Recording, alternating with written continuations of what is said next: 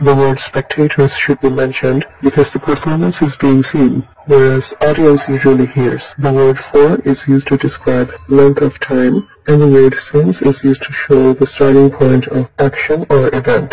We're talking about a length of time. The word beside tells us about a location, and the word besides talk about additional information. Obviously, we're talking about additional information. We won't use the word rise because it means moving to an upright position. We'll use the word raise, which means increase, and it can be done with salaries. To give information, newspapers have headlines, and books or essays have titles. We're talking about news. We're not talking about any influence, which means effect. We're talking about result, which means effect.